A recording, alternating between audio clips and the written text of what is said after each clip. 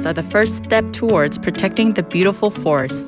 This campaign is brought to you by BEFM 부산 영어 방송. 아직 어렵게 느껴지는 영어. 아이들 영어는 어떻게 챙기시나요? 부산 영어 방송이 준비한 어린이 영어 콘텐츠 세상. BFM 키즈 영상 채널이 여러분을 찾아갑니다.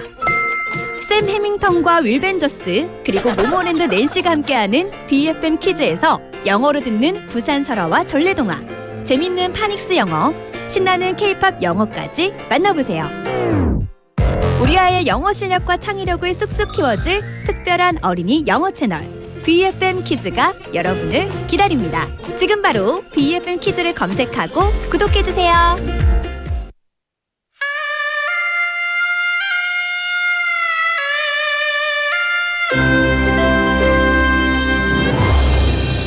The time is now 7 o'clock.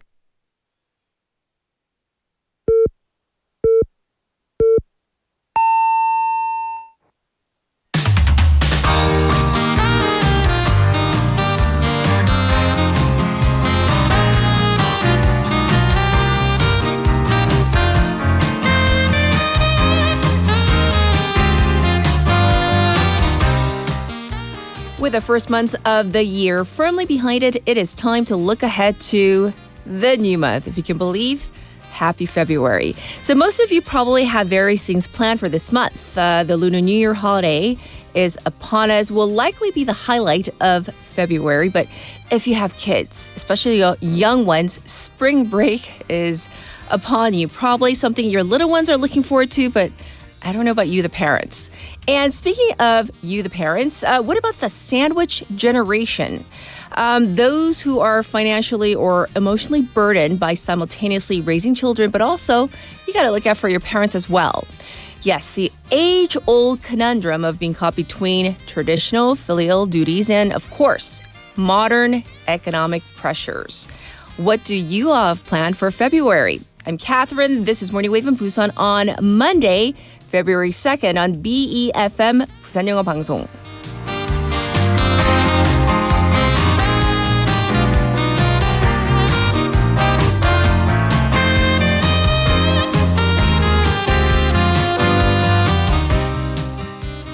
Welcome to the program, Wavers. Happy February. I hope you had a lovely weekend.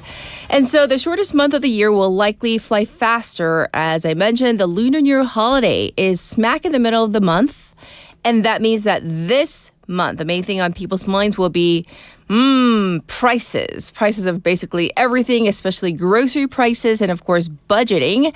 The government has kicked off its support and stipend measures for produce, agricultural and fisheries products across traditional markets and large grocery stores. That this happened starting this past weekend. And this year, the government injected one of its biggest supplies and stipends. Some 270,000 tons of popular holiday products and foodstuffs have been released into the market to ensure an ample supply before shopping starts in full, which is about, 1.5 times the usual amount. This includes 11,000 tons of Asian cabbage, your pechu, also radishes or mu, and 41,000 tons of apples and Asian pears. On top of that, the government is also injecting 91 billion won in stipends for retailers to give out discounts for consumers. So these measures are expected to show fairly fast results, which will be good news for consumers and, of course, those in the retail industry too. However, medium to long-term recovery, including employment, is still slow in coming. The Minister of Economy and Finance also admitted that while we are seeing turnarounds in retail sales and other positives, there are definitely people still struggling with months, if not years, of stagnant growth. And even with a mass injection of holiday supplies, there are still risk factors, including various livestock diseases, which have the quarantine authorities on edge. And pundits say that the test of the government's holiday policy will be whether these measures and injections of supplies and funding will bring longer relief in spending and hiring. So once again, it's February. Can't believe we already had to flip that, that page of the calendar already, whether it's virtually or on our phone or if you have the actual desk calendar. But yeah, here we are. And now let's get to this text topic for Monday morning. How much do you usually spend on wedding gifts? So here in Korea, it's oftentimes money. That is predominantly the gift of choice. So how much do you give in congratulatory money? 자, 내가 생각하는 결혼식 적정 축의금은 has it gone up? The price of everything has gone up. 그래서 축의금 그것도 sometimes it's very, very kind of in a gray area. There are things you measure, like how close are you with that person? Do you see them on a daily basis? Do you like that person? And then, are you staying for the buffet after or not? Those are all factors I think many people consider. And so, yes, I want to hear about your thoughts on this. You can send them into BFM's live stream, live chat on YouTube. Go to the YouTube platform, type in BEFM, 부산 영어 방송 to find our channel. Subscribe, log in and chat with other waivers from your phone, pound 9050, shop 9050, that costs 100 won. You can also reach me for free through Kakao Talk. To find our account, BEFM, 부산 영어 방송, input that into your phone, add us as a friend, and then you can send in your messages and photos too. And the ways you can tune into Morning Wave in Busan, well, 90.5 or 103.3 FM on the radio if you're in the Busan area. We are streaming live on YouTube right now. If you haven't checked us out, at least give us a try once on that medium. Watch again also there, or you can download the BFM app or Popbang app. Both are free and easy to use. All right, so we have our first message, and it comes from our producer. I love how she gets us started. She's a go-getter on Monday morning. 자, 밥 먹으면 10만 원. 오, 안 먹으면 5만 원, 안 가도 5만 원. So, see, there are all these caveats, right? So she says if she goes and she enjoys the meal that is served, usually at a wedding, at a Korean wedding, it's 10만 원, 100,000 won. If she does not stay for the meal, 50,000 won. And if she does not attend the wedding for whatever reason, 50,000 won as well. I think that's a common rubric, but I do want to hear what you might be thinking. All the waivers out there. Our daily lineup goes like this on Monday morning. We have now in Busan with Chien, Haley with top stories, in hour number 2, Waga Tea Time. We have profile check with Vasana in hour number 1. And then we have Sue, who's going to come in for news in depth in hour number 2. For our special interview, we're going to be zeroing in on, in particular, the Minneapolis ICE shooting. The latest one, we talked a lot about Renee Good, Alex Pruddy, those two individuals who were, for whatever reason, shot and killed by the ICE agency officers. We're going to talk about the larger picture of this in the United States, and I'll be back with news overview.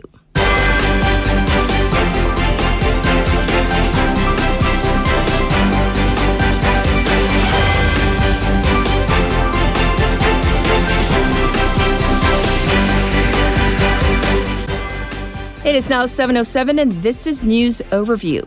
President Lee Jae-myung resolves to end real estate speculation. President Lee Jae-myung yesterday reaffirmed his strong resolve to end the temporary suspension of the higher gains capital gains tax for multiple home owners to curb the overheating housing market.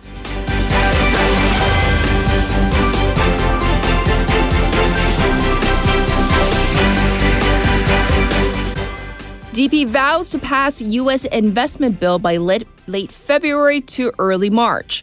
The ruling Democratic Party, or DP, said yesterday it will make efforts for the National Assembly to pass a special bill on implementing South Korea's investment package for the United States by late this month or early March.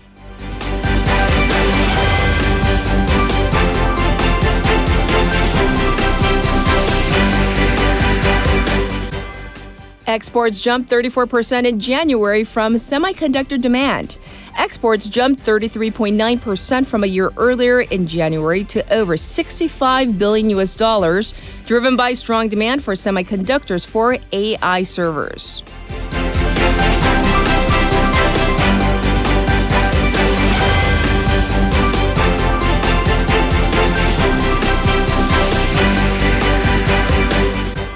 South Korea reports the year's first foot-and-mouth disease.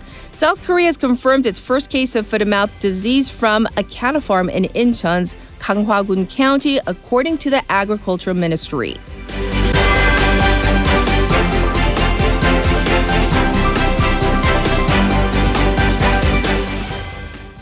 Iran warns of regional war if U.S. attacks.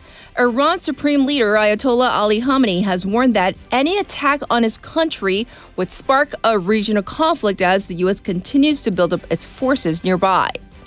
This was News Overview.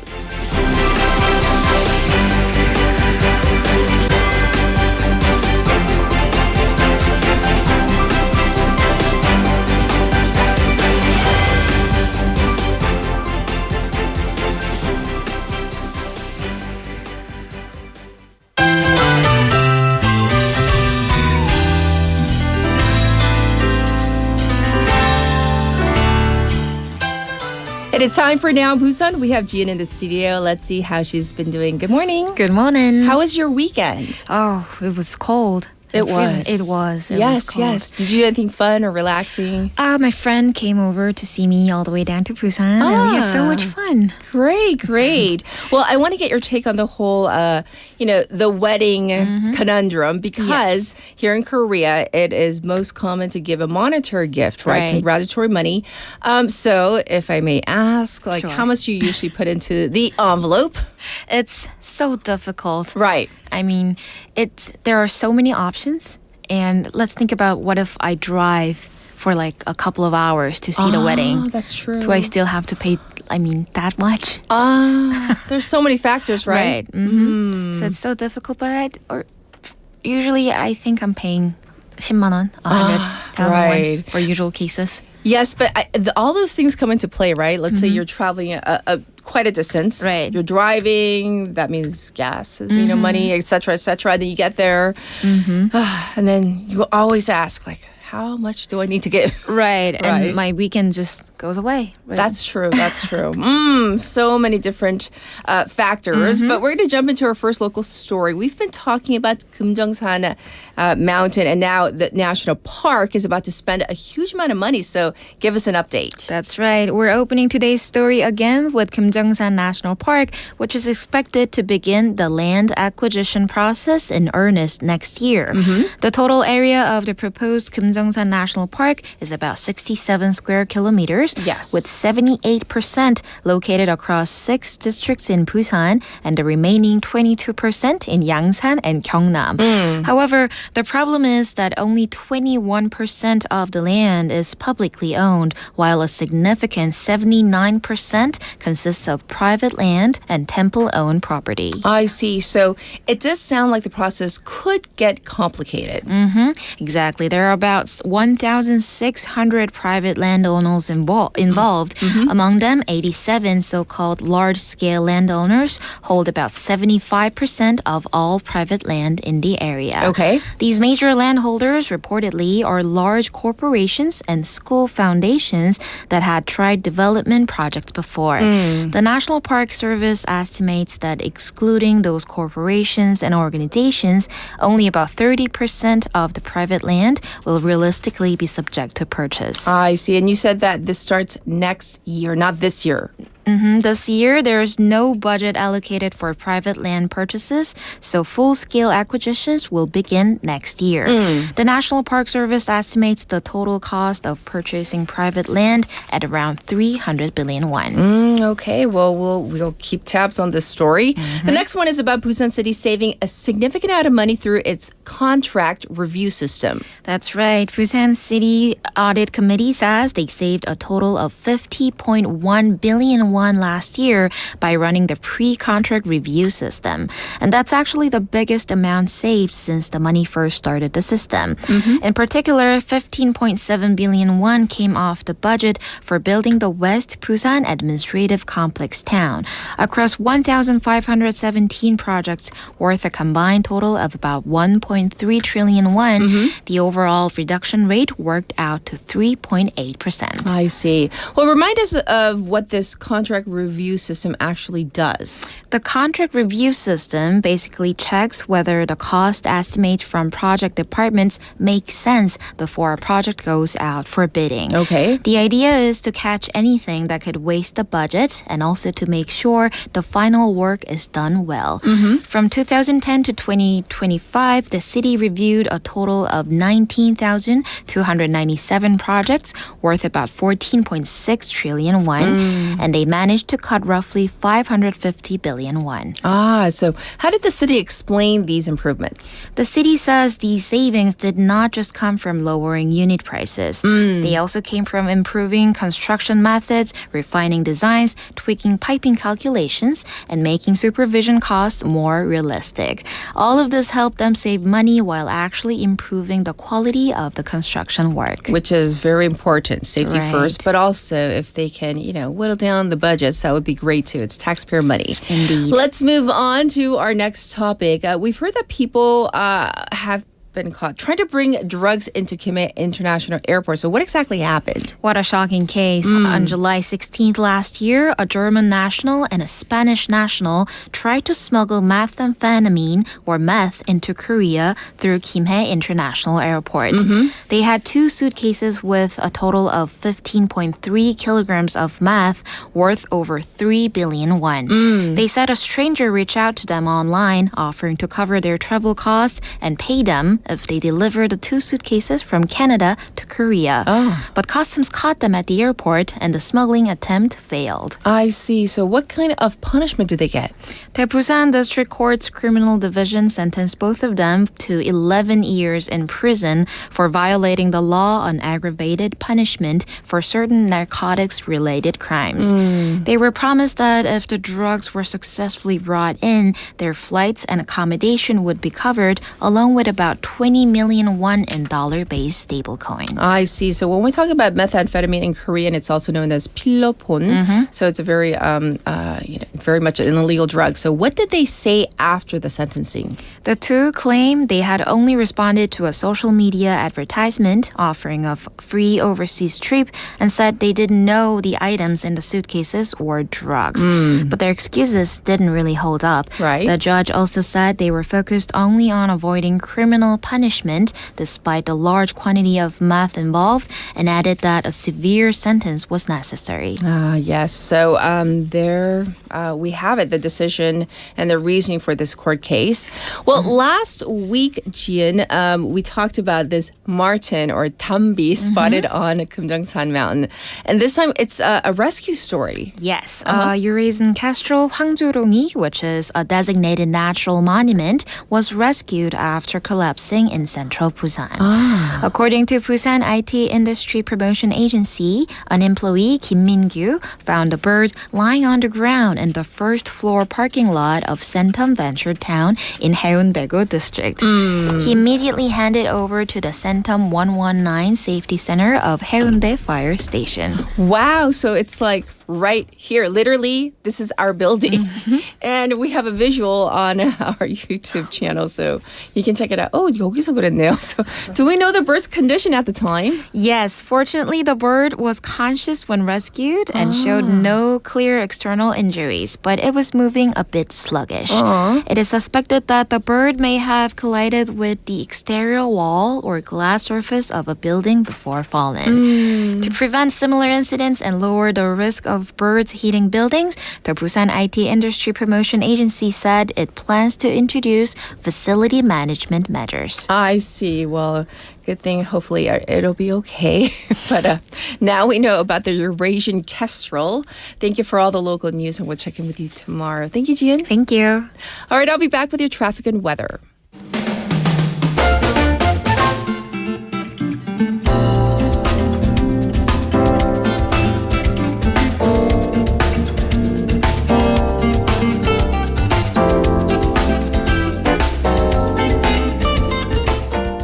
It is is now 7:18. Here's your traffic report. Dongso overpass is congested from Bomdaego ramp to Kaegum. It's backed up on Gwanmun-daero from Bangum to Baegang Tunnel.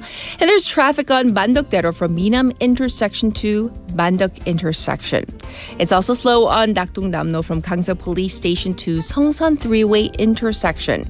Currently here in Busan, it is averaging 0 with light snow flurries reported in some regions. The snow won't last long, though, with the sun coming out by later this morning, and the daytime high is going to go up to 6 degrees. Busan City is still under a special dry weather report.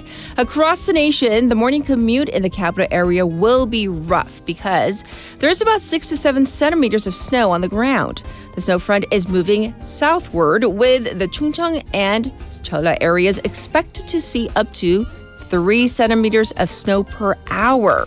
So especially if you're driving, please be careful. If you don't have to, maybe not take your car today. This was your traffic and weather.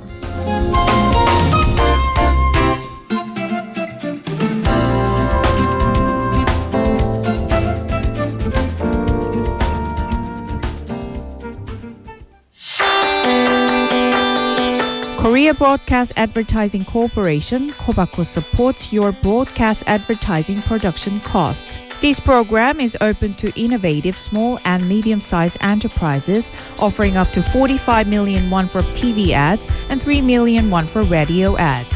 Applications are open from January 22nd to February 23rd at 6 p.m. For more details, visit the KOBACO website.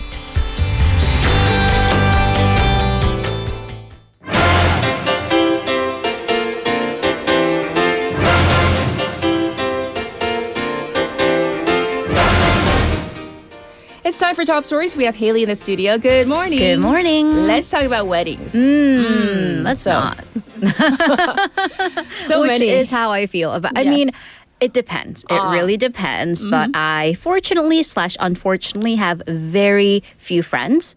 Period. In Korea? In Korea. Yes. I don't know. At this point, the U.S. Who knows? In Yes. Korea. So the ones that were gonna go have gone. 갈 사람은 갔어. 갈 사람은 가셨습니다.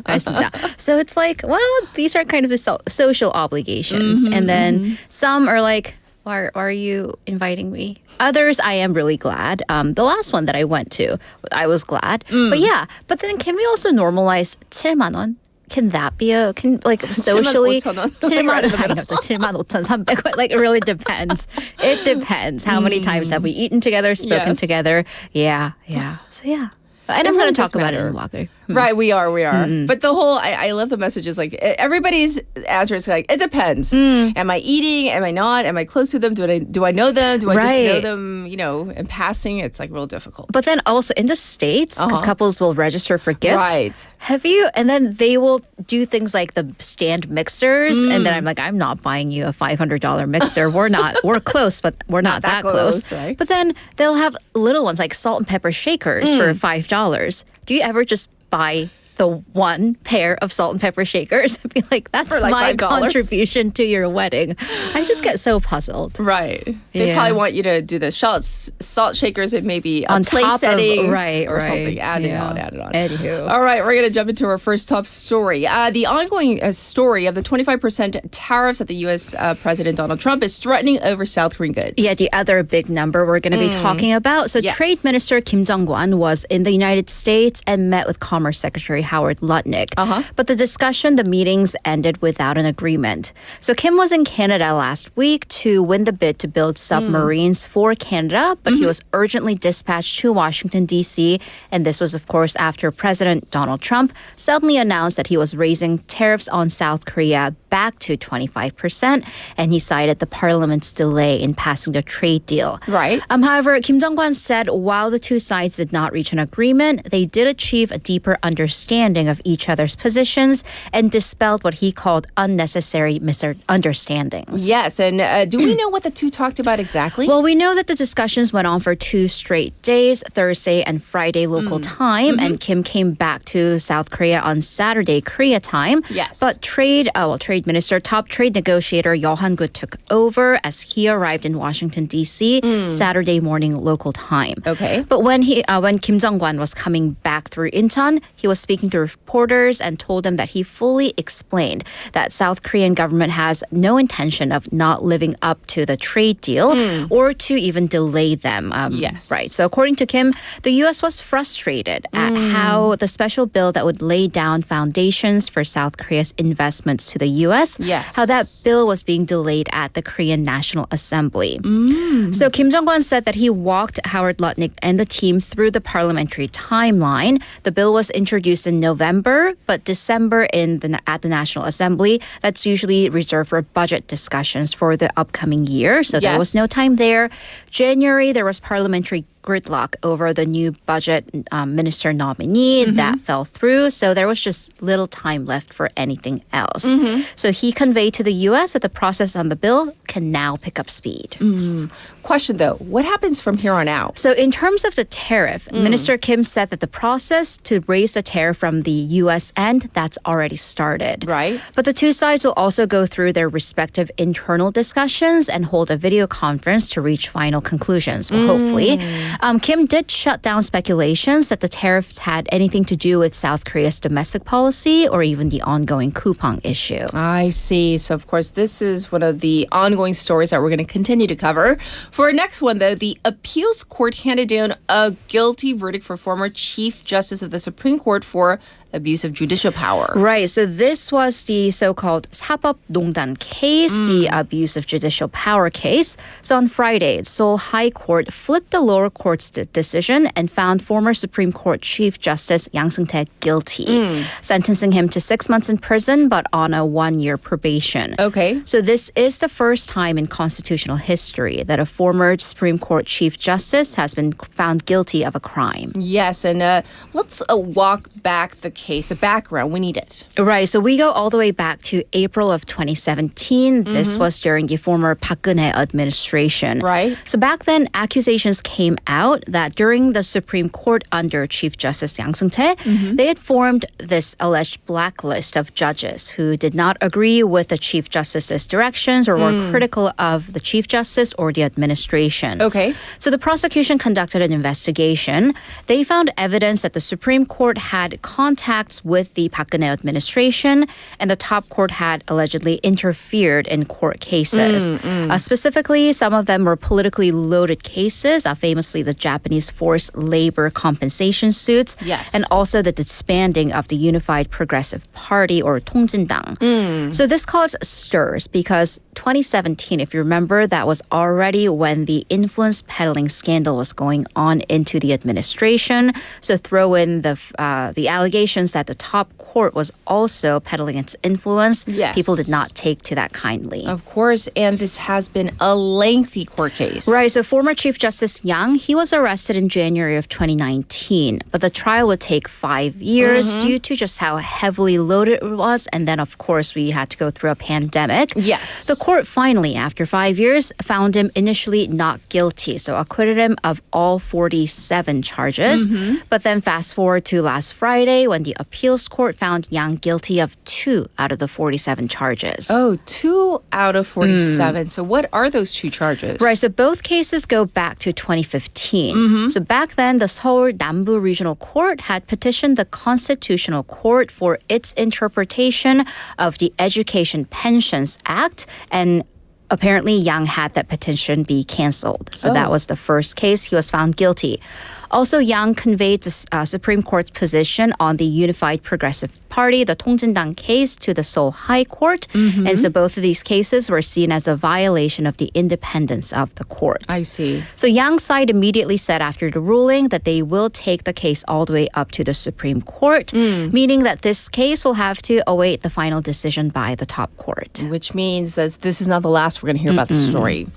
All right, now we're going to switch things around, go to the U.S. and talk about the man of the hour And it's a name that you may not be familiar with, Kevin Warsh. Right. So expect to hear Kevin Warsh quite a bit between now and May, as he is U.S. President Donald Trump's pick as the new chair of the Federal Reserve. Yes. So heading the Federal Reserve, right, Yeonjun makes him basically the president of the economy, just simply put. Well, because that would make him the most influential figure in U.S. government's economic monetary policy. Right. And then by extension, because it's the U.S., the global economy. Sure. So current Fed chair, Jerome Powell, his term ends in May, and President Trump wrote on social media that he has no doubt that he, meaning Kevin Warsh, will go down as one of the great Fed chairmen, maybe the best. And on top of everything else, Trump said that Warsh is, quote, central casting, and he won't let you, the general public, down.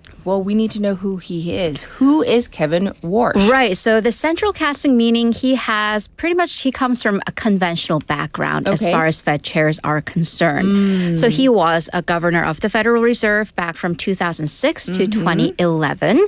He also has deep economic ties to Wall Street. He was actually on the short list. The job was between himself and Jerome Powell between 2017. So again, conventional pick. So this is generally considered a safe choice. And by the way, one of the people who is really happy is Canadian Prime Minister Mark Carney.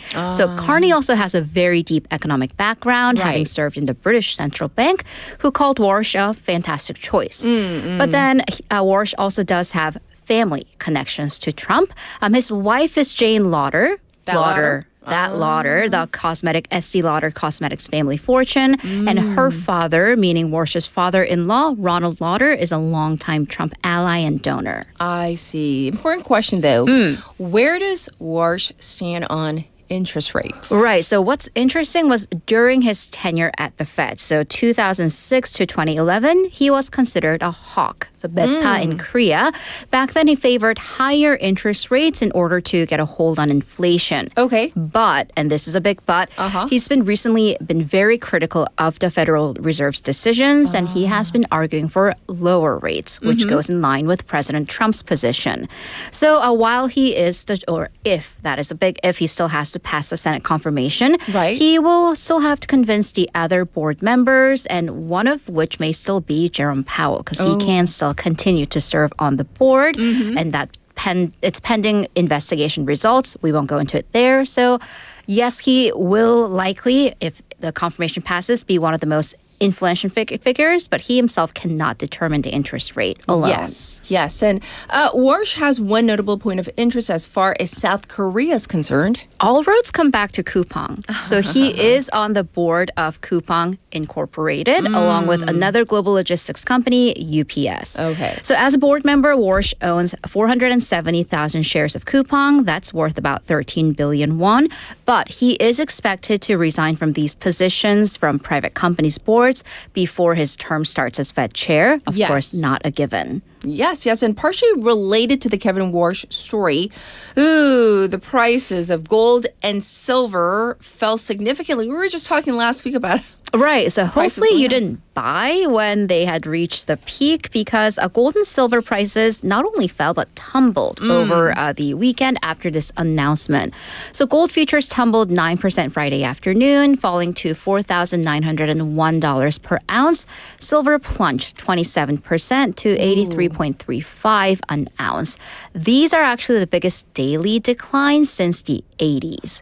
So spiking gold and silver prices, when these prices go up, investors are looking for stability because there is instability in the market. Right. The opposite, a drop, meaning it could signal that investors were relieved by President Trump's Fed chair pick as a safe conventional choice. So these speculative funds that had flown into these safe haven assets, again, gold and silver, moved back to the dollar and the government bonds, triggering this plunge. I see. However, some analysts, though, they don't see Warsh as that big of an influence to trigger a 27% plunge. But rather, some are saying that the market is correcting itself after such huge spikes last week. But in any case, those are the numbers. All right. Well, thank you for all the top stories, and we look forward to second hour with you. So thank you, Haley. See you soon. It is now time for our song. This is 시간아 멈춰라 by 다비치. 내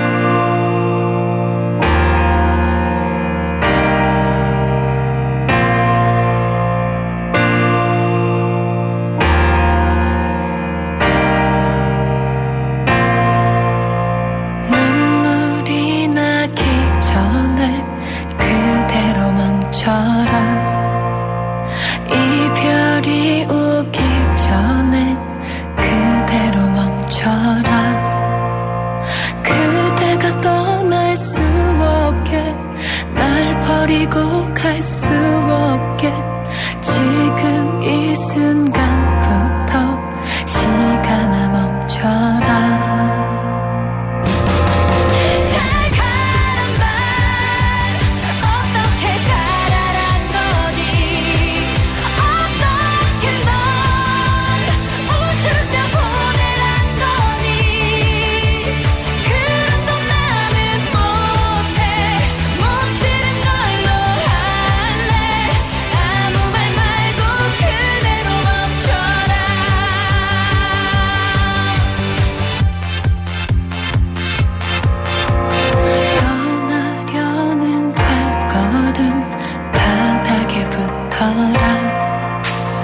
이별을 말하려는 입술도 붙어라 그대가 떠날 수 없게 날 버리고 갈 수 없게 지금 이 순간부터 시간아 멈춰라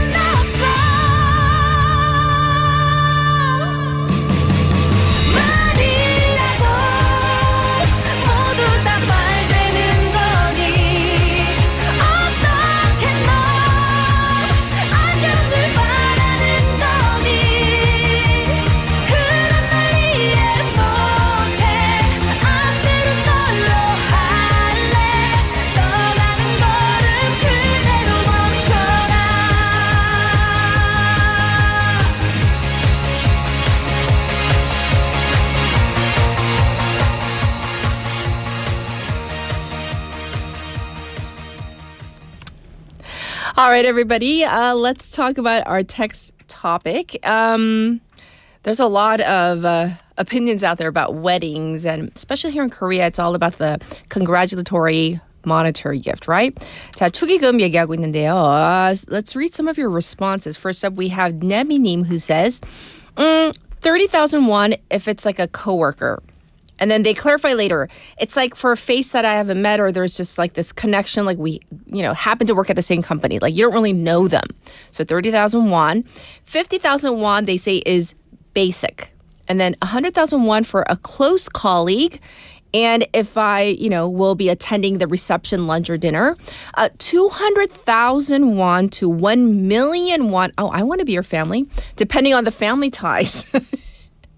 And like you, Kat. Oh, I am family?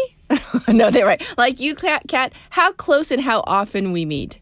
Right. I fully get it. If it's family, there is this obligation to give a little bit more. So thank you for clarifying. There are other, a lot of the common thread I'm seeing, though, is kind of like, for example, 고수님 이거 읽어볼게요. 이거 오탄지 모르겠는데요. 요즘 축의금 5만 원 하는 분 없는 것 같은데 저는 100만 원이요? 100만 원으로 통일하는 편이 이거 오타죠. 10만 원이겠죠? Who knows? 통이 크셔서 100만 원인지 모르겠지만 he writes. And Tommy also says, if I don't go 50,000 won, if I go 10,000, 100,000 won. 10만 원 안 가면 5만 원, 가면 네, 10만 원이라고 하네요. 태진님, by the way, welcome back. We haven't seen you in a while. 네, 저도 5만 원이 딱이고요. 식사하면 10만 원. So that's kind of a common thread. And so 고수님 wrote back, 아니요. 10만 원이에요. I figured. So anyhow, thank you for your messages. Let's get to Vasana.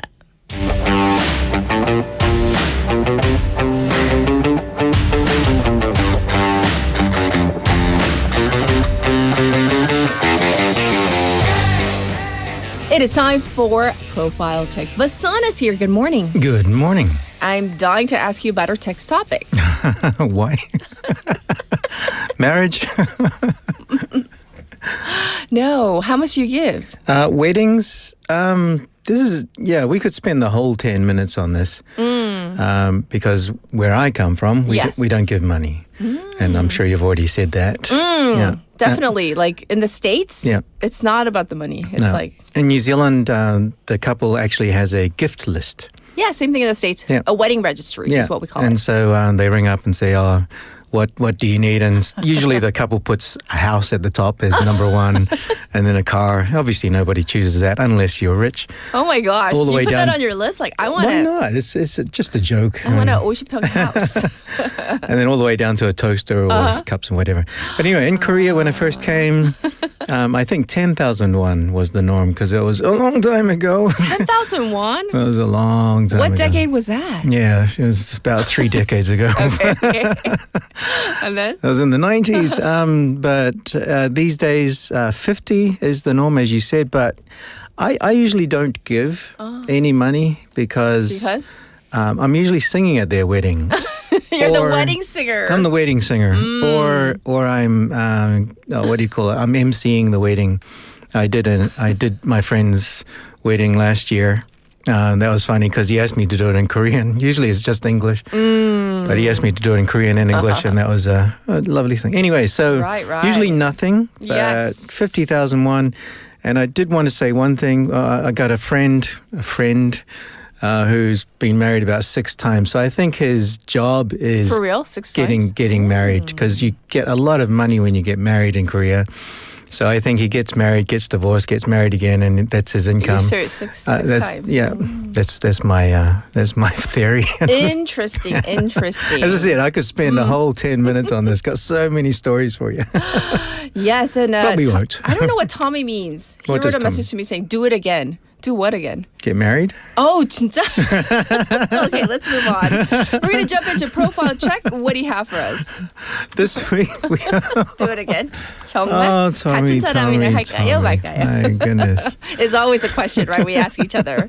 All right, so who are we profiling today? We're profiling 2 men who both confront extreme height, but come from very different places and very different lives. So one of them is Alex Honnold.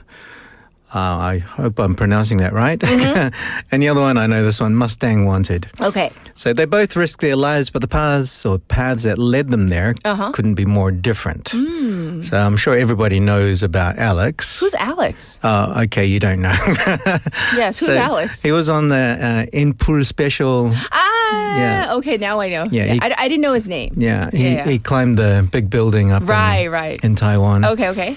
And so because he was climbing that with no ropes, people often think someone like him must have had a wild childhood. But on the contrary, he grew up in a stable, middle-class family. Okay. His parents were teachers. Oh, so ordinary. So your daughter could be a mountain climber or a building climber. No. And by and by all accounts, what if she did? Yeah, by all accounts, his upbringing was calm and structured. He was quiet, academically strong, and introverted. So he discovered climbing as a teenager at an indoor climbing gym. So for him, it wasn't about thrill seeking. It was about focus. Because when you're climbing, you've got to really focus on just one step at a time. You can't think 2 steps ahead. Your life is hanging by thread. Yeah. Kind of. Literally. Yeah. Oh, yeah, we've got a picture up there. Oh, my gosh. scares me just looking at that photo. He's just standing there. You should get another picture where he's hanging by his feet and his hands are in the air. Right. So for those of you who are listening to the radio or listening to us from a different medium, you might want to check out our YouTube page maybe later on. Yep. Because we have visuals. Yep. And that's a scary visual. Yes. Oh, that's not too. He's just standing there. Anyway, so it's all about shutting out the noise, about focus. But, so he later enrolled at university to study engineering. Yes. But he made a decision to drop out and committed to climbing full time. Oh. So he loved climbing. So for several years, he lived out of a van, traveling between climbing locations. Yes, yes. Spending very little money and dedicating himself completely to the sport. Could you do that? No. Okay. I mean, on so many different levels. Yeah. Climbing is not like my forte. Yeah. I'm not a thrill seeker. I like my feet firmly planted on the ground. Yes. And I don't know. That's for me, that would be like a risky maneuver. Like literally. Literally, like dropping out of school and doing this full time. Figuratively and literally. Yes. Okay, so that lifestyle shaped his mindset. So he's known for being extremely methodical. Right. Plans obsessively, practices his routes repeatedly. Basically, lots of concentration. Sure.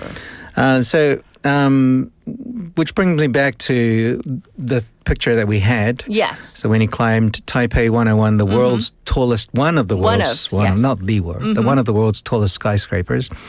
And I want to say this again, without ropes. That's no ropes. what's so scary. And that no would be safety gear. Look. Oh, there we go. There's it's one. giving me a heart attack just looking. Actually, just after he put his hand up there and he put his other leg up, right. He then put his feet in there and locked himself in and then dangled by his arms only. I thought that was pretty cool. And the commentator was going, "Oh no, don't do that!" And then he went. Would you be able to do that? Oh yeah, if I could, I would. Really? No, would you be able to? No, I wouldn't be able to. But if you I could, trained, you would. If I could, I would. PD님, would you do it?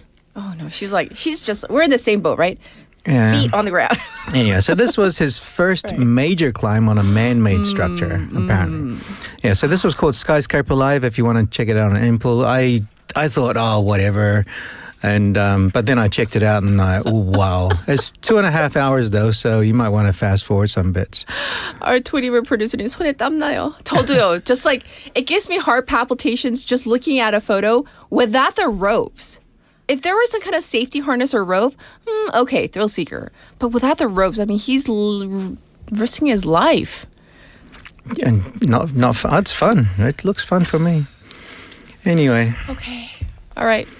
So, obviously, for thrill seekers, for people like Vasana who love the adrenaline pumping, I do, but not to that extreme. I mean, the most extreme thing I've done is I've done parasailing. Yes. And then when they asked in Thailand, do you want to, they kept on saying dip or no dip. I was like, are we talking about food? What are we dipping? I was just going to ask what they're talking about. Do you want to be dipped into the seawater as you're parasailing? Oh, okay. And I was like, no. I was like, okay, that'll do. So I was dipped in the water. Okay, so that's okay. After what, 1 meter off the... No. It was pretty high up. And it was it was pretty fun though.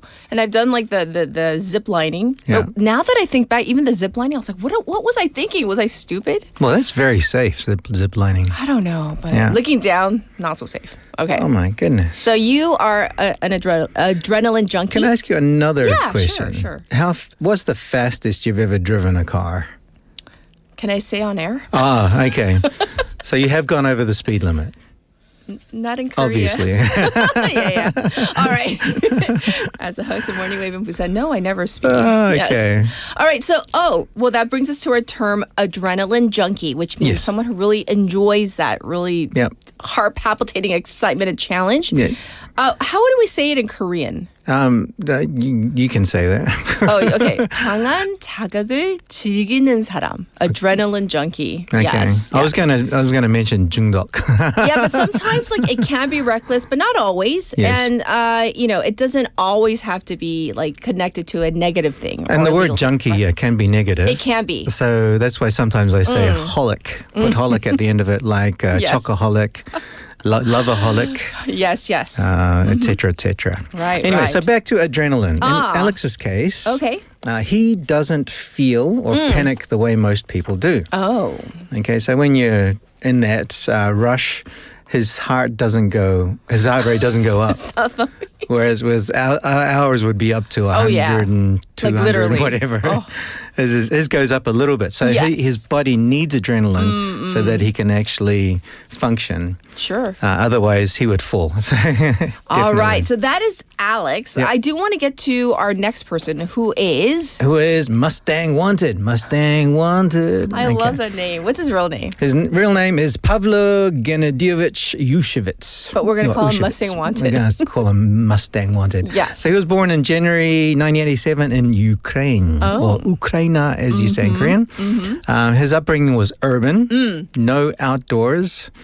He grew up in a concrete jungle, basically. Okay. So he did not come up through climbing gyms. His fascination, sounding like an American president here, the rooftops, towers, bridges, so man-made structures, unlike our former person, Alex. So very much a city guy. Shaped by the city. Yeah, whereas with Alex, he Climbs was the city. climbing mountains and things. But this guy was like in the jungle, concrete jungle. Oh, there he is. Yes. Mustang Wanted. Yes, Mustang. Well, I love that name. Yeah. So he became one of the most recognizable faces of urban climbing. And a subculture, there's a big sentence for me, a subculture focused on man-made structures rather than natural landscapes. So living on the edge is what I'm going to introduce here. Like literally. Literally living on the edge, because man-made structures always have an edge, unlike nature, which is always rounded. So what does that mean? 위험한 삶을 산다? I don't know. Okay, so living in a risky way. Yeah, risky. Yeah. So his claims are controversial. Why? So because they're unsanctioned. Oh, yeah. So he would Meaning, yeah, oftentimes they're illegal. They're going against law. Illegal. And he's been arrested on a couple of occasions, but let go because he didn't really do any harm to anybody except himself. But what is important for profile check is this. His story comes from a specific place and time. What are we talking about? So post-Soviet urban environments. Oh. So this is when social media is everywhere. Yes. And this generation redefines risk. So, you know, we are just so swarmed with many things on the internet. When we see something risky, we think, that's not that bad. Like with Alex's, we're hearing it on the radio or watching it on TV and we think, not bad. But then when you go to the building and you think, this is quite dangerous. So I'm curious, like when do you personally feel an adrenaline rush? Maybe like while you're performing or like, I'm very curious because everybody's... Performing is definitely an adrenaline rush. And sometimes I don't need an audience. It's when I'm performing, I can feel the music and it makes me feel a certain way. However, if there is an audience and the audience is enjoying it, that gives me more of an adrenaline rush because they're enjoying it through their soul. Right. Their soul's affecting my soul. It's just amazing. Oh, curious. But driving to, as people know, I have a heavy foot. So yes, that's another one. I think it's also kind of like it goes with the whole like fight or flight, that kind of response. Yes. And when you sit there, whether usually with the adrenaline rush, I'm thinking you're there to maybe fight against whatever it is that you are tackling. Yes. Whether it be heights or something that you do fear, but you're facing it, that you get kind of that rush of adrenaline, right? Yes, and adrenaline is not bad. Adrenaline is a natural substance that your body creates to cope with these stressful situations. But it's different for everybody. Yes, because it is. it can be, like, for example, something extreme like we're talking about, climbing without a tether or harness or rope. Yep. It can also be, for some people, even roller coasters. Some people are really, really fearful of getting on the roller coaster and feeling that, you know, the topsy-turvy, that feeling in the pit of your stomach. And we can break it right down to the basic level to speaking in front of strangers. That's actually, for some people, yes. So a lot of people, when you're talking to somebody new, they get their hands get clammy like hers. No. That's so before. true. That's so true. Yes. And adrenaline kicks in. And you either talk or you shut up. And you walk away. And walk away. Yes. So it's fight or flight. Indeed, so that's indeed. really basic example of what adrenaline does. Yes. Well, what an interesting way to tackle this whole line of adrenaline. Yes. Adrenaline junkie, adrenaline rush. So we will definitely check in with you next week. And thank you for these two interesting profiles. Thank you. All right. Now I have a public service announcement from the Ministry of the Interior and Safety. There was a lot of snow that came down overnight, so the roads are very icy or snowy. Use public transportation if you can. If you do drive, be especially careful around tunnels, bridges, and sharp curves. If you're walking, please be careful of slippery roads as well. Report any spots that need plowing to the public safety app 안전신문고.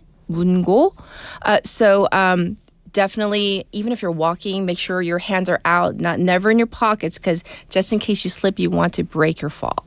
Well, we're hoping that you do not fall down today. We're going to end it with this one. How about this is a perfect song. I, the Tiger by Survivor. I'll be back at 8.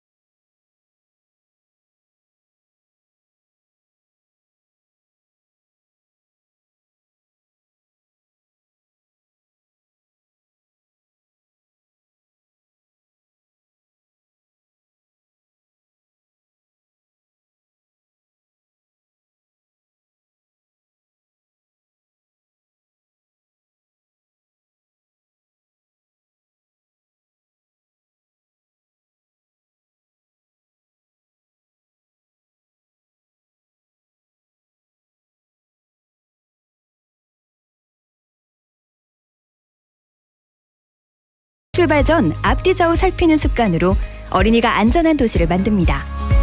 참, 운전 중 휴대전화 사용은 모두에게 위험합니다. 우리 모두를 위한 교통안전, 나부터 실천하면 모두가 안전해집니다. 어린이가 안전하게 뛰어놀 수 있는 부산.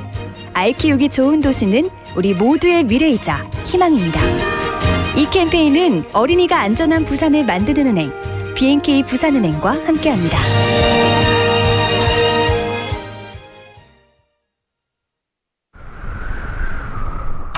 Brr! It's freezing outside. Let's crank up the heat.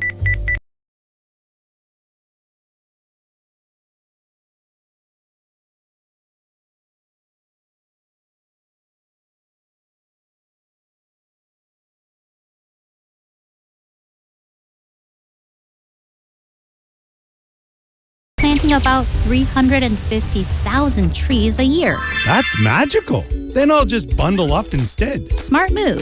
Try wearing some thermal underwear or warm socks. Plus, when you go out, don't turn the heater off completely.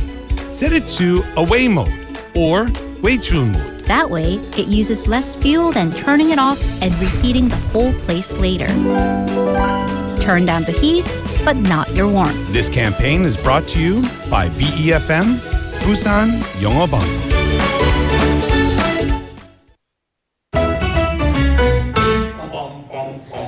Want to be a friend of BFM Busan 영어 방송? You can chat with BFM through our Kakao Talk service. You can share your messages and photos through Kakao Talk, and you can easily become BFM's Kakao friend by searching BFM through the Find a Friend option.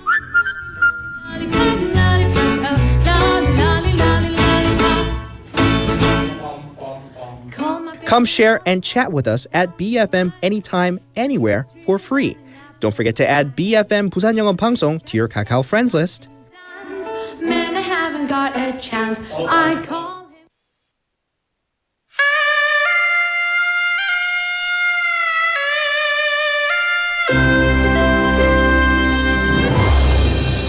him. The time is now 8 o'clock.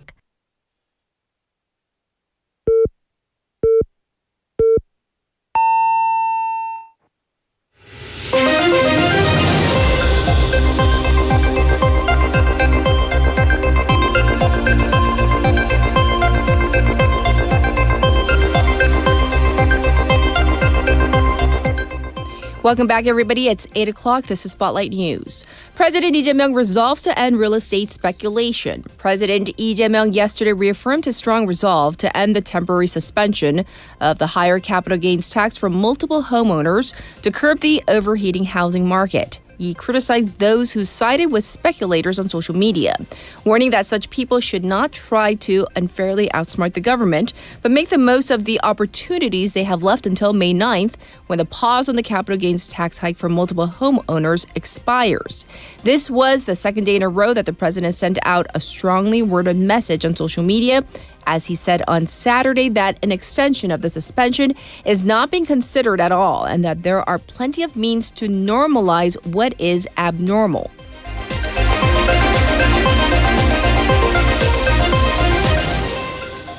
DP vows to pass U.S. investment bill by late February or early March. The ruling Democratic Party, or DP, said yesterday it will make efforts for the National Assembly to pass a special bill on implementing South Korea's investment package for the United States by late this month or early March. Representative Han Jung-hae, who chairs Parliament's Policy Committee, said at a press briefing yesterday that the Parliament will work toward a plenary vote during an extraordinary session scheduled for late this month through early March.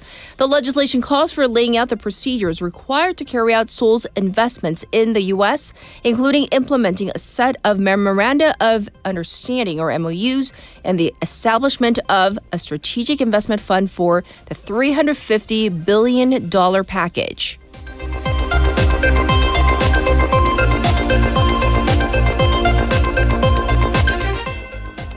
Exports jumped 34% in January from semiconductor demand. Exports jumped 33.9% from a year earlier in January to over $65 billion, driven by strong demand for semiconductors for AI servers. Outbound shipments came to $65.85 billion last month, according to the data compiled by the Ministry of Trade, Industry, and Resources, marking the first time that the country's January exports surpassed $60 billion. In January, semiconductor exports reached $20.54 billion, surging 102.7% from a year earlier on a continued increase in memory chip prices fueled by high demand for artificial intelligence or AI servers.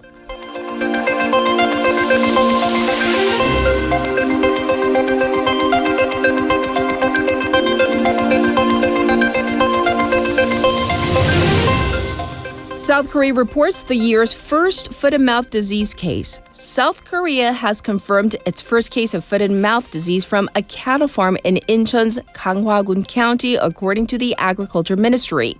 The ministry raised the alert level of the animal disease control system from the lowest level of attention to the highest, serious, on the 4-tier scale for Incheon and Gimpo, while raising the level to the second lowest, caution, for remaining areas. Authorities dispatched a response team and epidemiology experts to the farm, restricting the movement of livestock and vehicles and carrying out disinfection measures.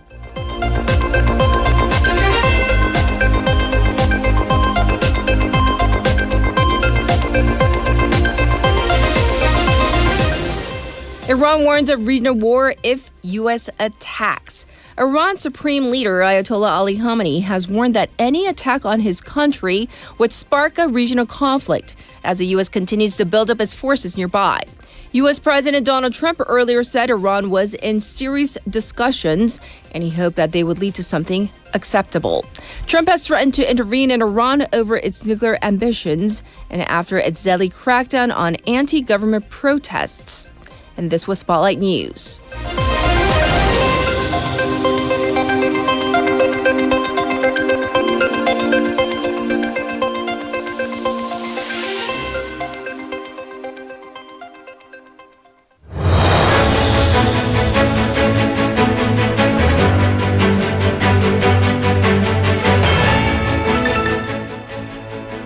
This is our special interview. In early January, Minneapolis resident Renee Nicole Good was fatally shot by an agent of U.S. Immigration and Customs Enforcement known as ICE, the federal agency responsible for enforcing immigration laws and border security.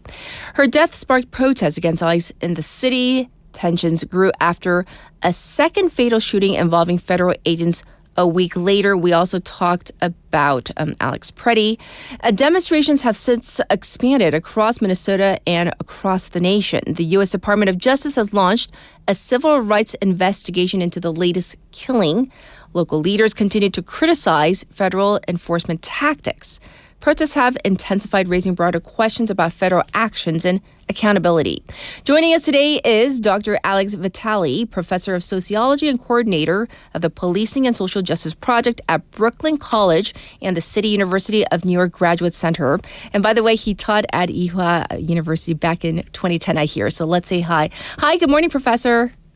Good morning. Yes, I taught at E-Day, and also I lectured at the National Police University for a while. Oh, you did. So you have ties to Korea. Well, it's great to have you on the program. So welcome to Morning Wave in Busan. Dr. Vitale, to start off with, if you can help us understand how the protests in Minneapolis began and how they have evolved over time in terms of the scale and the responses to the protests.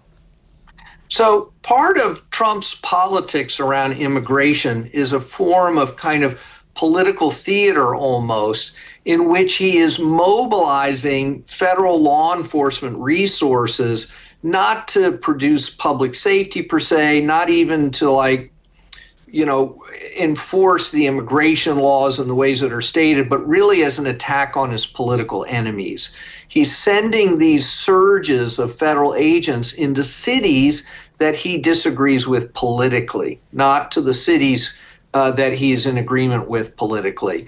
And he, as a result, there was a kind of immediate legitimacy crisis in what was being done, and huge amounts of opposition in these cities who saw very clearly and quickly that this was not designed to make them safer. This was designed to undermine their own local political leadership. I see. And if you could tell us also how these recent, incidents involving federal agents have affected the public trust and, in your opinion, fueled maybe even the protests in Minneapolis?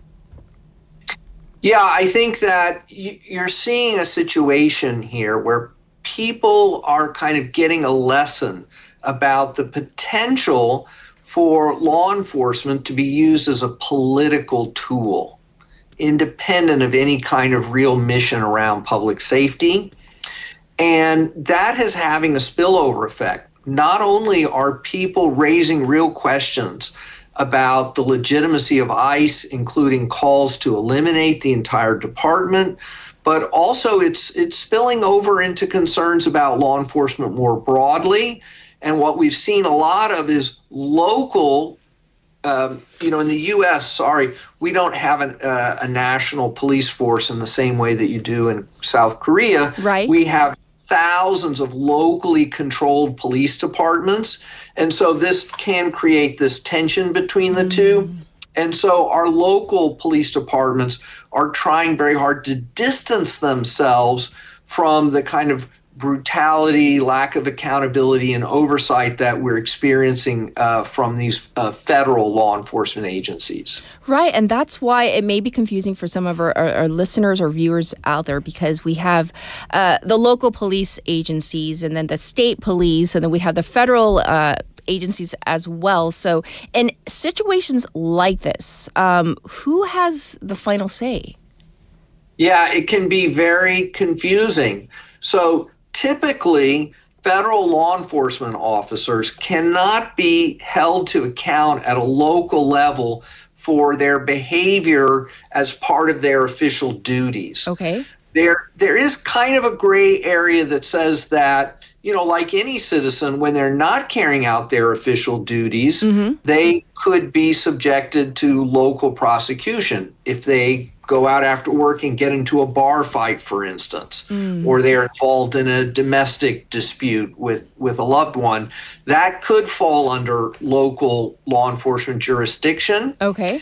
And there's some claims being made here that some of the actions being undertaken by these federal officers are so unjust and so illegal that there might be a role for local prosecutors. Ah, yes. And, obviously different countries, different cultures around guns, but when is the use of a gun considered justified by law enforcement standards, and when does it cross the line? I mean, are the lines clear or are they a little blurry?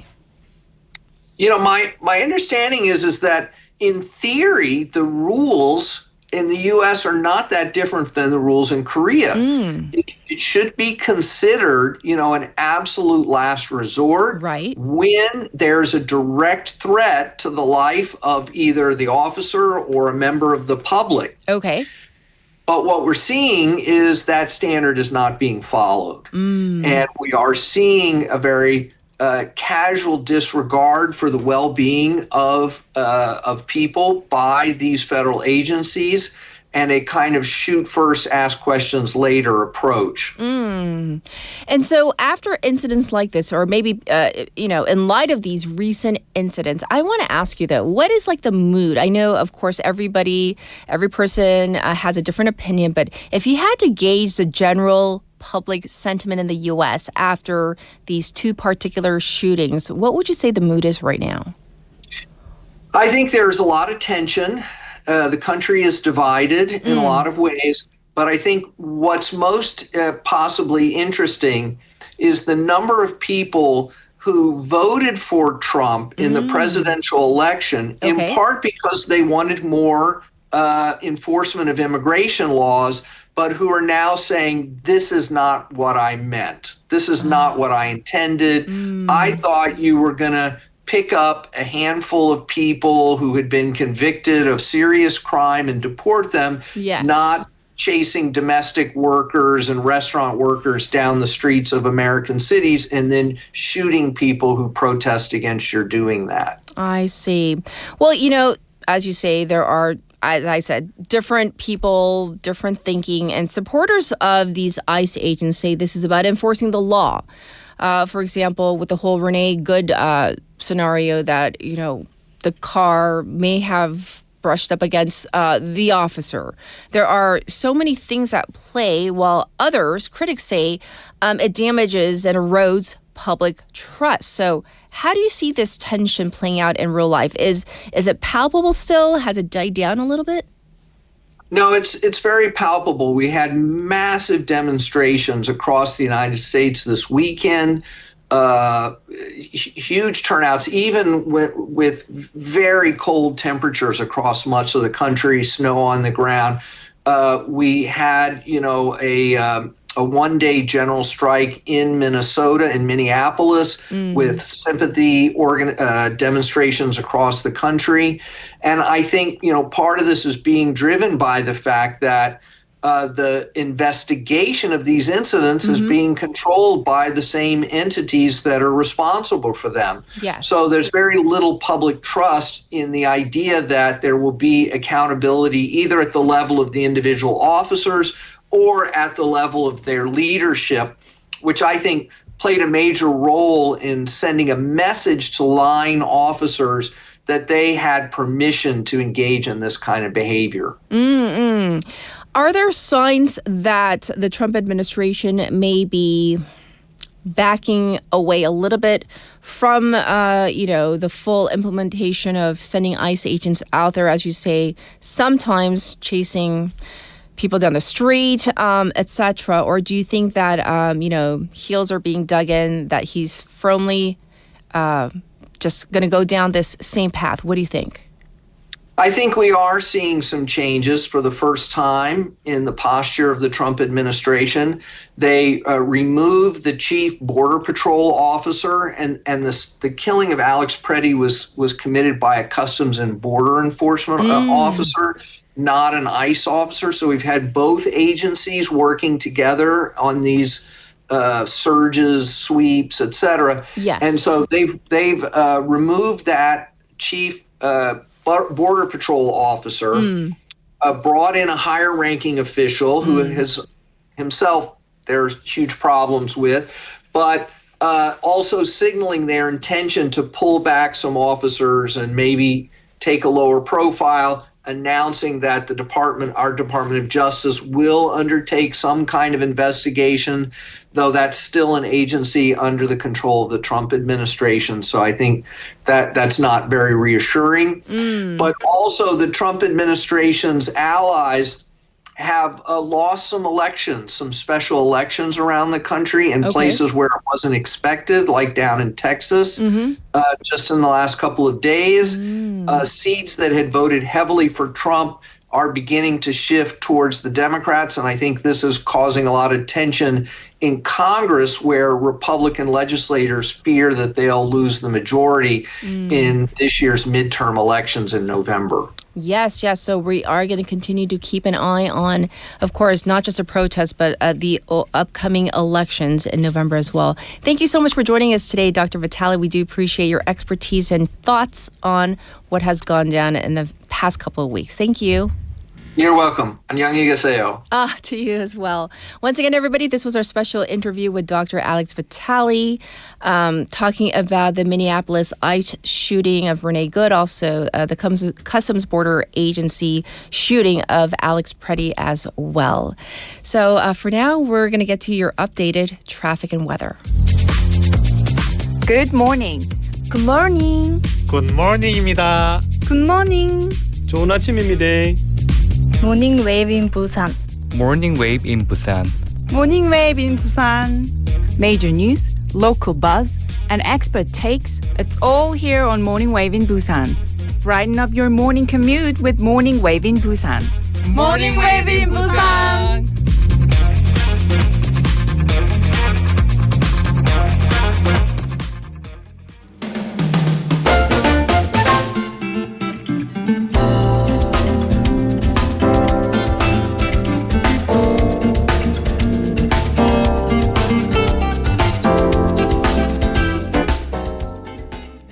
It's time for your traffic report. Remember we told you to be careful? Well, There are 3 accidents to report on right now. First up on the Dongso overpass coming into the city on Jure ramp. It has been cleared, but there's backup because of this. There's an accident on Bunyeonglo coming into the city past Kumsa ramp as well. There is an accident on Daegyo from Saegwon 3-way intersection to Busan Bridge, right past the 3-way intersection. And there's congestion on Mandak intersection to Name Expressway, the Gukpo Nakdonggang Bridge. Currently, it is 0. And the weather report keeps on saying, and the agency, that there are light snow flurries reported in some regions, although the waivers, keep on telling me there is no snow. So, the snow won't last long. If there is snow, with the snow coming out later this morning, the daytime high is going to go up to 6. Busan City under a special dry weather report. Elsewhere across the country, that morning commute in the capital area is going to be rough. We're talking about 6 to 7 centimeters of snow. That's on the ground. The snow front is moving south, with the Chungcheong and Jeolla areas expected to see up to 3 centimeters of snow per hour. So please drive carefully. If you don't have to, please don't drive. And to everybody still asking me, 부산에 눈이 와요? I don't know. Check out the window or go outside. This was your traffic and weather.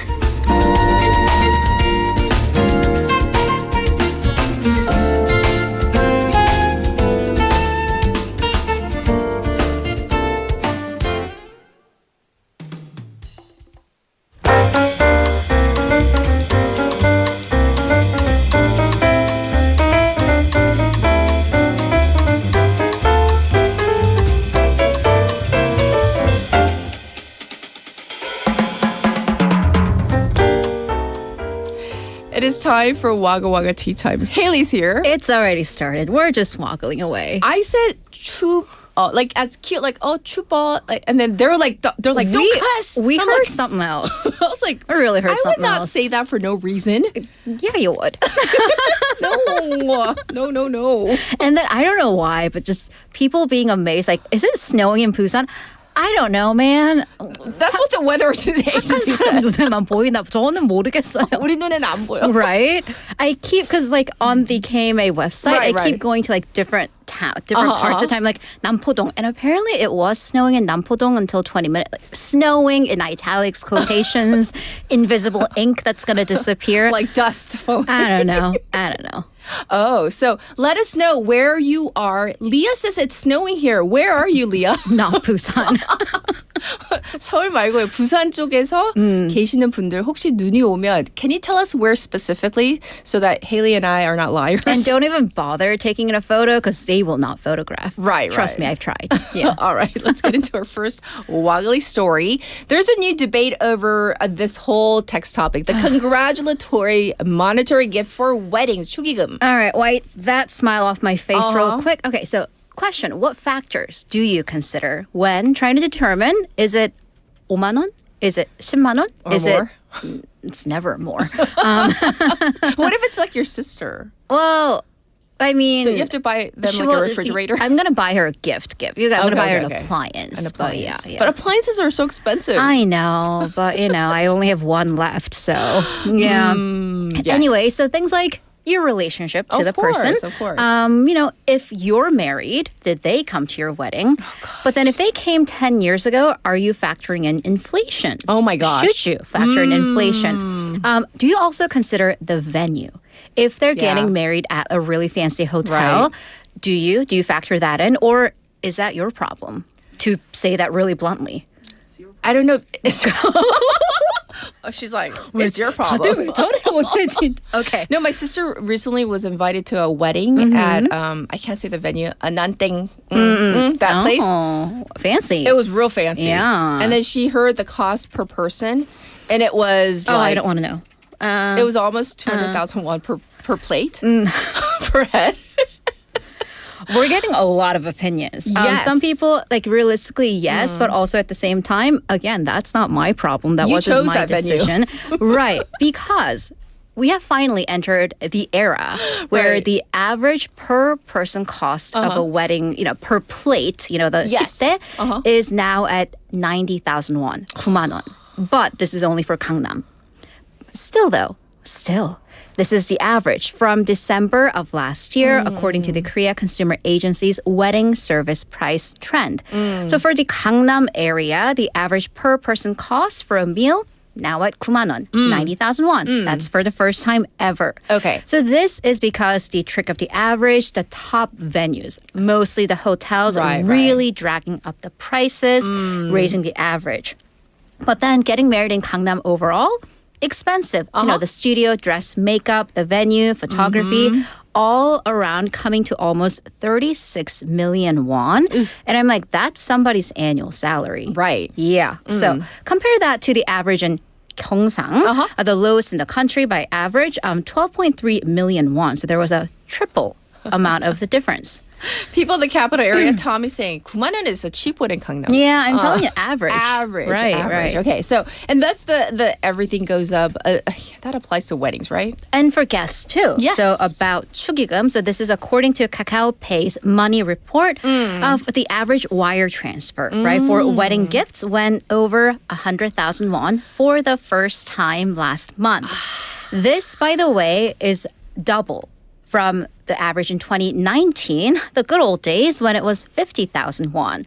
And an Incrit survey over professionals showed that 62% of people thought that 10만 원, 100,000 won, was the appropriate amount. Why did we not go up in increments? I know. I'm telling you. What happened to the normalize 7만 원? Can we please normalize 70,000 won? Comments were fun for me to read and filter out because there's this like comment on some social media threads like 5만 원 내면 욕한다. Like the couple will talk behind your back if you give them 50,000 won when the per plate was over. But then one person said, if you're going to talk behind my back, don't invite me. That's true though. Yeah, I'm like, oh. Sassy, Shouldn't we but just true. be like thankful that somebody made the time, committed, and came to your wedding? It's my weekend. Also, I'm going to be real sassy and just personally because in our number one, you said something about enjoying the buffet. Yeah. And I'm like, does anyone ever actually enjoy the buffet? I don't know. Yeah. Do you? It depends, I guess. I don't know. Wedding venues don't come at me or do. And then like sometimes, afterwards we always talk about the quality of Just saying, yeah. All right.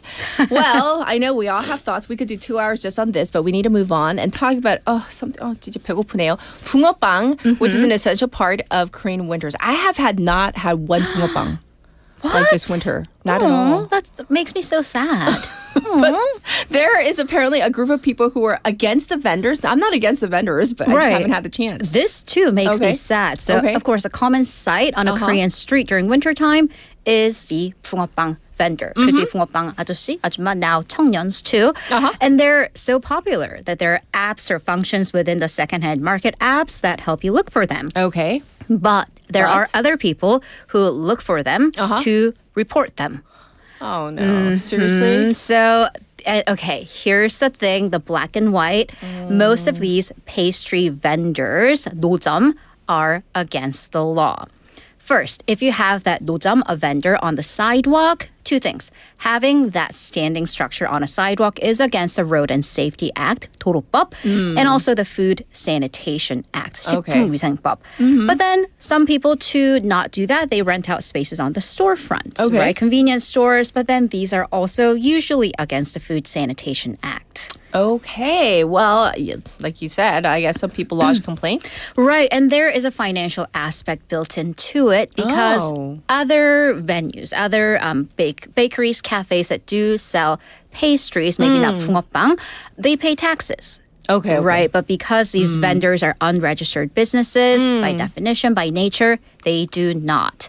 So some cafe and bakery owners not so keen on these 붕어빵 spots getting super popular.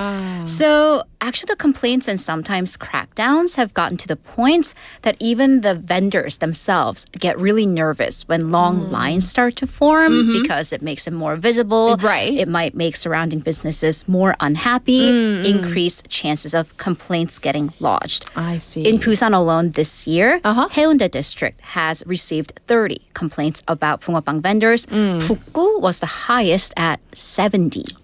Wow. 70. Wow. So how are crackdowns conducted? And then this is a dilemma for public servants because then they have to be the quote-unquote bad guy. Right. Well, yes, they are against the law, but then they're also run by people who are trying to make ends meet, really, and very sparse living, and a lot of them below the line of poverty. So usually initial violations, warnings, but then repeated complaints do push them to have to fine them or press charges. And so we go to the courts for this, and that can result in a prison sentence of up to 3 years or a fine of under 30 million won. Of course, it rarely goes up to the maximum. Sure. But still, so 5 districts have had to press charges this year at about 20 cases, and some people apparently do continue to lodge complaints until charges are pressed. Yeah. Okay. So we've come to this. Okay. Up next, a very unusual item, we'll say, was turned into a subway lost and found. And that's your nightmare. Yes. So snakes on a train. Not on a plane, on a train. Not on a plane, not on a train. Technically not on the train, but I just wanted to make that joke. Yes. So on January 4th of this year, 2 snakes were found inside a bathroom at a Gangnam area subway station. Just stay away from Gangnam. Oh, the photo. Okay. I got it. So the district took the snakes in. Oh, by the way, not venomous. But still. I know. Just the pattern on that snake that I took a glimpse at, it's giving me like chills. No, I'm like sweating right now. I think I have a real phobia of snakes. She does not. I don't like birds. She does not like snakes. So today's show's visuals has just been like, like a little. Anyways, they're under animal protection and management system. So the district tried to look for the owners. No one came forward claiming them. Okay. It's been almost a month. So the district checked with animal protection authorities. One of the snakes, the one that was pictured, it's called a ball python or a royal python, native to West and Central Africa. So what are you doing in Gangnam? I don't know. It's going to creep you out real bad. That one didn't, but they can grow to a maximum height of length, I suppose, 180 centimeters. It's a tall person. Right. Also, most importantly, highly endangered. Again, what are you doing in a subway bathroom? So it is strictly restricted for them to be sold or distributed unless it is by the owner. What is happening to the snakes? Because I don't want them to be harmed. Exactly. Right. So they have been sent to the National Institute of Ecology after consulting with the environmental authorities. Okay. So making sure they will be managed at an optimal environment. Sure. The snakes were urgently transferred to the Ecology Institute in Chungnam last week. So a district official from Gangnam said abandoning reptiles. And unfortunately, that's been the case. I legitimately saw a gecko in a garden at a Dadepo cafe. And I'm like, we don't have geckos native to Busan. So it was someone's abandoned pet. Okay. So abandoning reptiles in public places, that can cause anxiety and fear amongst the people. Yes. But then, of course, fatal to the animals. So please, if you do have pets, have them, raise them, breed them responsibly. Oh, yes. All right. Lastly, millions of new files related to the late sex offender Jeffrey Epstein, they've been released. Right. So please listen and watch with discretion. We are going to be talking about Jeffrey Epstein, and when we talk about the files. So this is the biggest, and according to the Justice Department, the last document dump by the U.S. government. We're talking 3 million pages, 180,000 images, and 2,000 videos posted on the Justice Department website Friday local time. This is late, 6 weeks after the legal deadline mandated by the U.S. Congress. Sure. But of course, they name very high-profile individuals who had close relationship with the late financier Jeffrey Epstein, possibly implicated in his ring that involved sometimes underage girls, but also just being named does not mean they are guilty or they were involved. Right. So that's a massive load of documents. Who are on some, of the documents? What are the key takeaways? Because we don't have time to go through the millions of new files. We do not. And then the documents are still being, reporters are still going through them as we speak.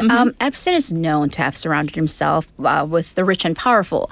And, just being named does not bode well in the court of public opinion. Right. U.S. President Donald Trump has been mentioned hundreds of times, but again, to varying degrees. Okay. One document is an FBI list of numerous allegations, which the Justice Department said a lot of them are untrue, like allegations of sexual abuse made against Trump, Epstein, and other high-profile figures. Okay. Elon Musk is mentioned as having discussed going to Epstein's infamous island in November of 2012. And Musk sent Epstein an email in which he asked, like, when would be the, quote, wildest party on your island?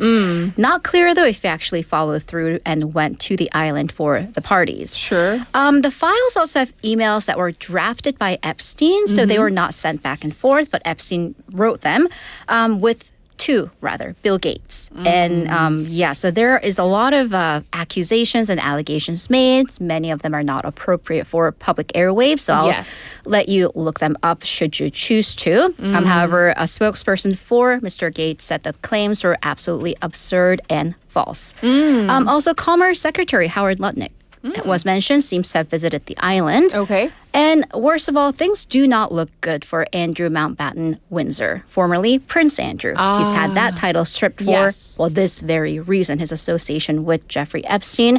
There's a picture of him kneeling over a woman who's on the floor. Multiple email correspondences show how close the former prince was with Epstein.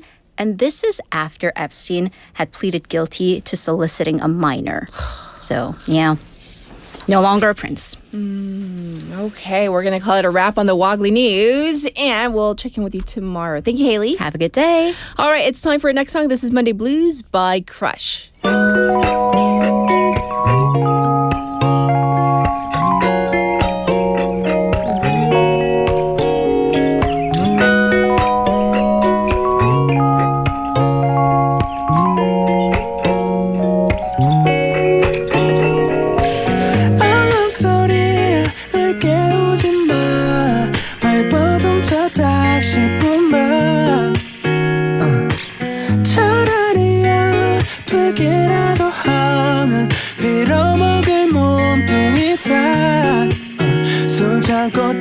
전철 속에 나를 구겨놓고 찝찝하고 월요일 책야 빈속에 커피도 쏘여 속은 쓰리지만 억지로 좀 더 들이켜 Monday blues all day lose What I do was just Monday blues always do What I do, no, just do, yeah. 내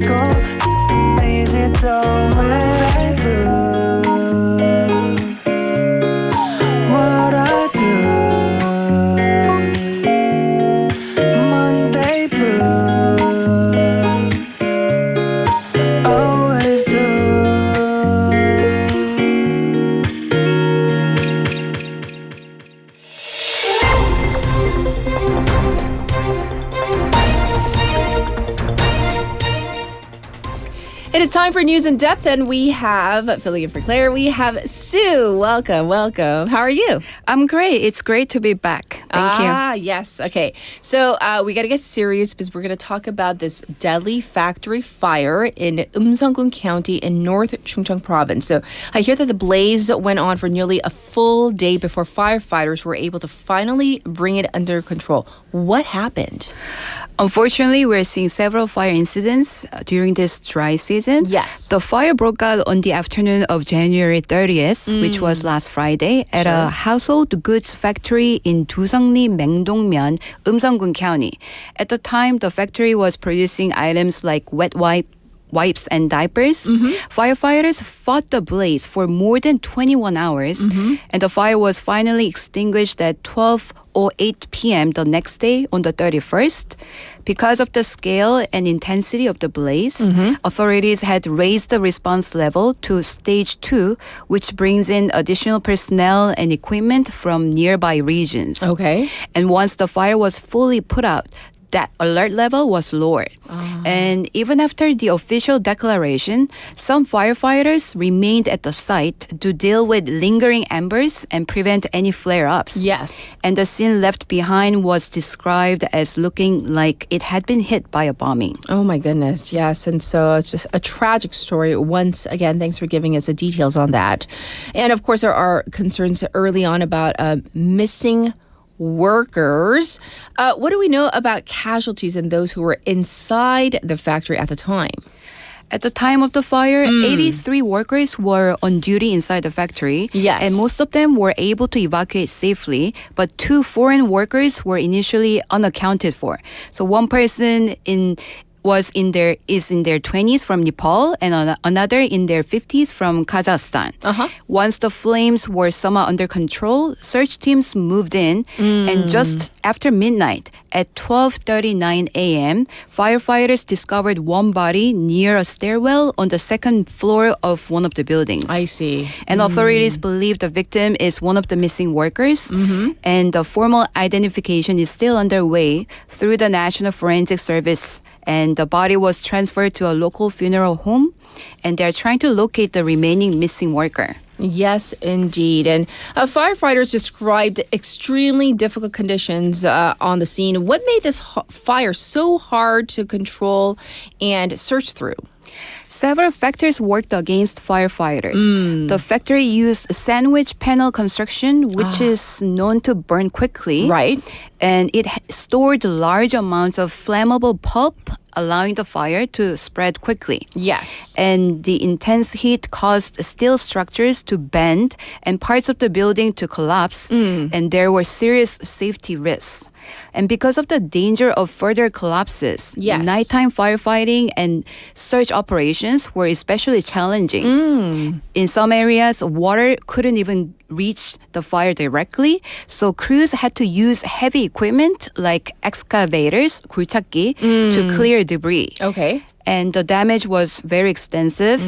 Out of 5 factory buildings, 3 were heavily burned. And the fire even spread to a nearby hillside about 500 meters away, and it scorched roughly 1,000 square meters of land. And also nearby factories suffered minor damage. Yes, so the devastating scene, and some of you saw the photos, the images on our YouTube page, and very long, dangerous operation for firefighters. And so while authorities continue searching for the remaining missing workers, of course, investigators, they're going to try to figure out what exactly caused the fire.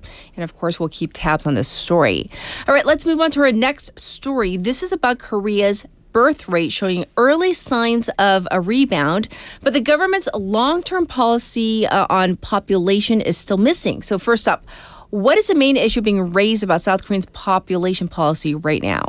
So the biggest concern is the policy gap.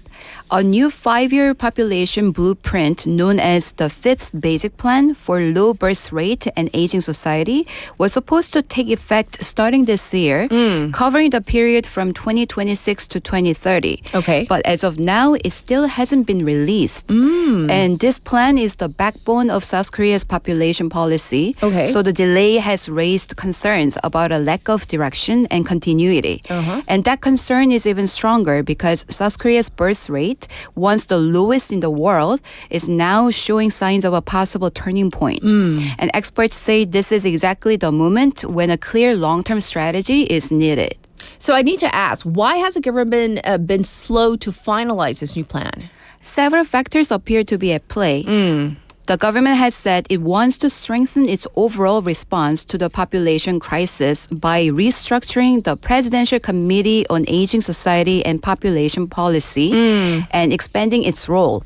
And at the same time, leadership changes, including the resignation of the committee's formal chair, who was appointed under the previous administration, have added to the delay. And there's also the challenge of updating the new plan to reflect recent changes, such as the slight rebound in birth rates and shifting public needs. And that said, researchers argue that given the seriousness of South Korea's demographic challenges, the delay itself has become a problem. I see. Well, looking back though, what are the limits? What were the limits of South Koreans' past population policies? So past population plans did make an important shift by framing childbirth and child rearing as responsibilities shared by the state and society rather than something left entirely to families. And that helped raise awareness and expand public support systems. But researchers at the Korea Institute for Health and Social Affairs say the policies often fell short in practice. So policy design was sometimes weak, and which created blind spots and left certain groups without enough support. And rapid population aging and structural changes also moved faster than government responses.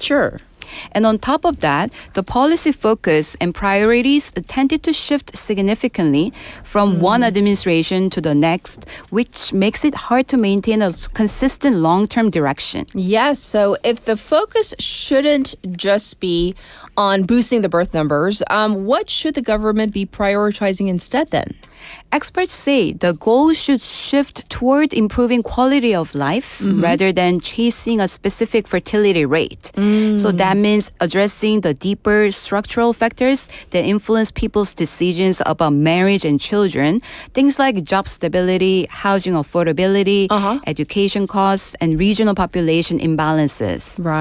And they also stress that population policy should protect individual choice. So instead of trying to push or pressure people into certain life decisions, the government should focus on creating social and economic conditions that make those choices more feasible over the long term.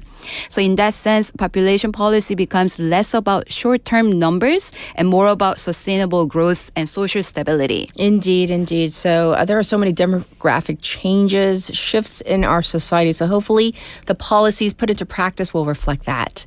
All right, let's move on. Go international. The United States and Russia have held another round of talks on ending the war in Ukraine.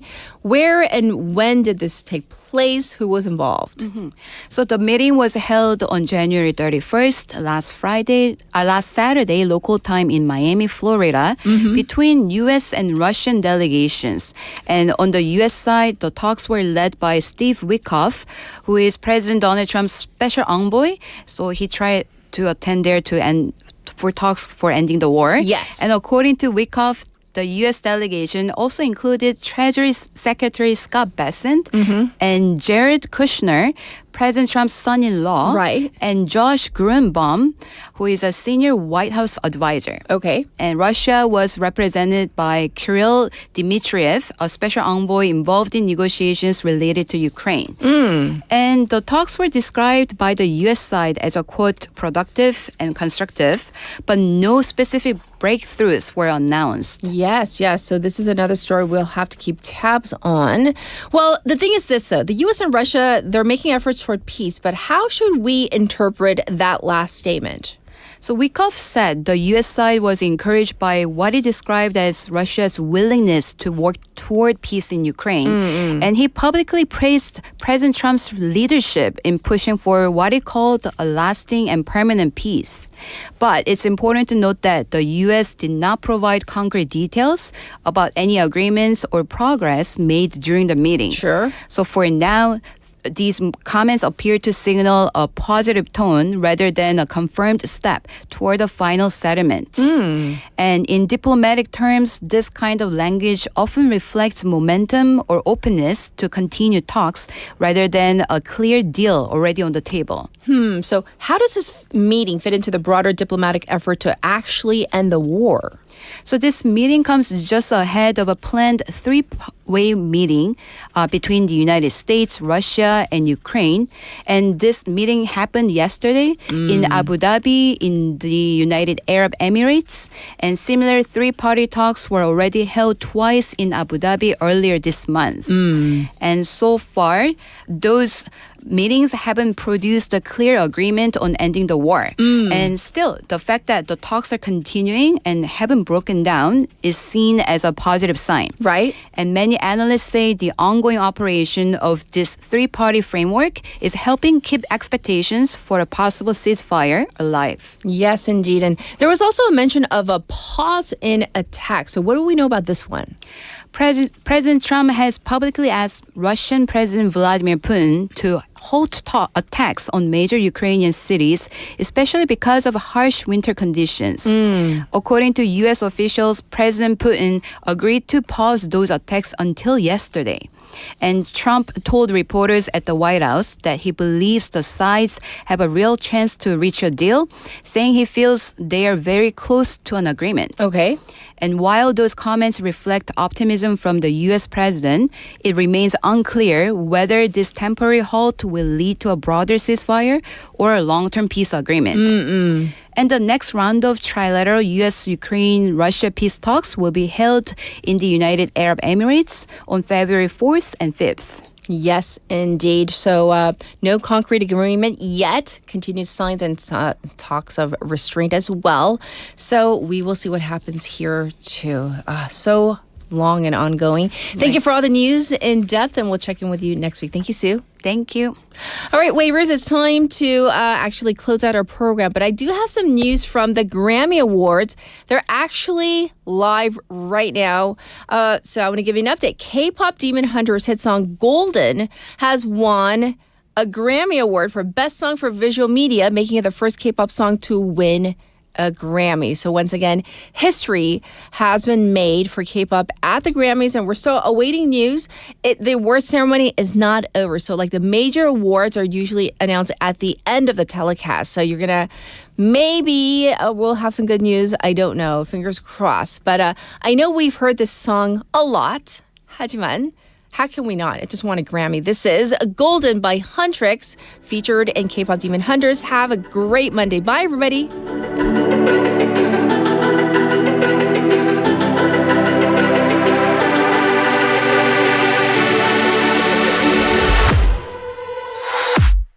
I was a ghost, I was alone. 두어진 길 속에 given the throne, I didn't know how to believe I was the queen that I'm meant to be. I lived two lives, tried to pick both sides, but I couldn't find my own place. Caught a backlash child, 'cause I got too wild, but now that's how I'm getting paid. 끝없이 on stage, I'm done hiding, now I'm shining like I'm born to be. We dreaming hard, we came so far, now I believe. We're going up, up, up, it's our moment. You know together we're going, gonna be golden. Oh, up, up, up with our voices. You only get this so often, gonna be golden. Oh, I'm done hiding, now I'm shining like I'm born to be. Oh, our time, no fears, no lies, that's who we're born to be. Waited so long to break these walls down, to wake up and feel like me. Put these patterns all in the past now, and finally live like the girl they all see. No more hiding.